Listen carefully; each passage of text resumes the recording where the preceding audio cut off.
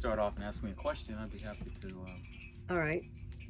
Henry, how can we inform, inspire, and educate the general public about the incredible benefits of industrial hemp? So many people know about CBD, but industrial hemp.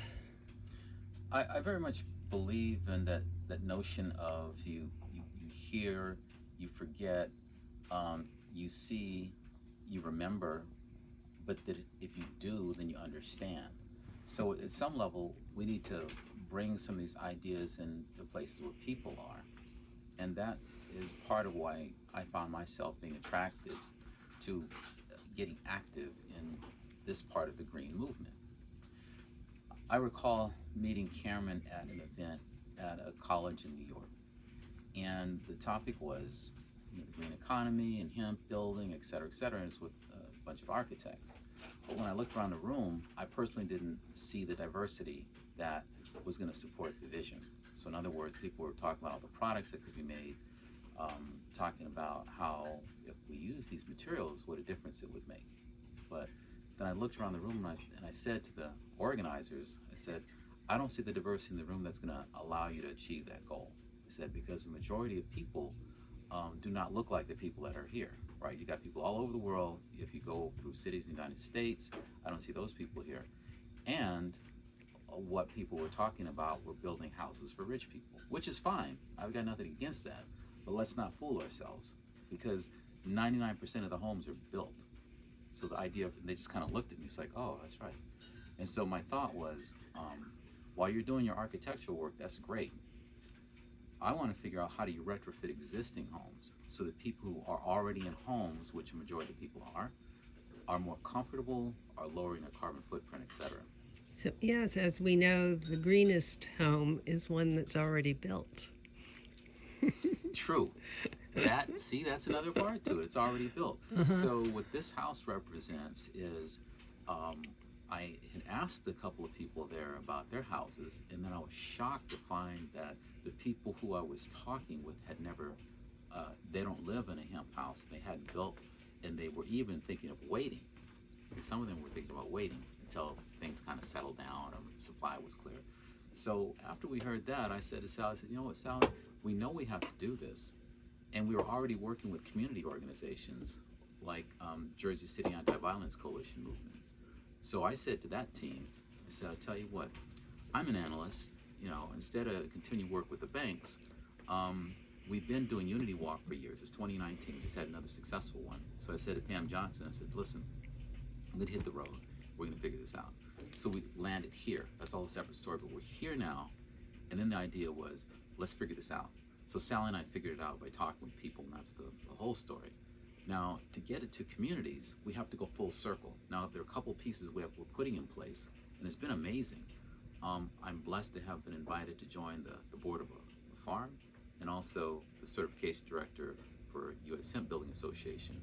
This week, we're going to go get it into code. Now, those pieces are necessary so things can go further faster. So after this week, we're even going to go and meet Cameron up in PA and get officially trained on spray application. See, this was a cast in place because you can see the day pour lines. But other solutions, you can go with spray application. So to get it to the people, which is your question, you can see there's some preparation that's needed first. So you can do it efficiently because spray application is 60% faster. So what you'll see us focusing on is starting to build, doing projects, and figuring out how to do like franchise opportunities for people who want to do forms of insulation. Now, it may start at places like Seed Song Farm, for example. I'm already talking with the director, Creek, amazing talent. And the idea is, how do we fix like farm housing? We're going to figure that out. And so the idea is that can we build some structures there that someone can live in throughout the year and survive the winters of upstate New York? I think it's possible. Now, as we start those projects, that's when we reach into communities for young people who are looking for alternatives and say, hey, listen, just come on up. Now, just come on up. We'll show you. We'll treat you right. We'll show you. Now you're starting an engine, right? They go back and tell their friends. You bring another. They tell their friends, you treat them well, feed them, have a good time, have some fun, and learn something new.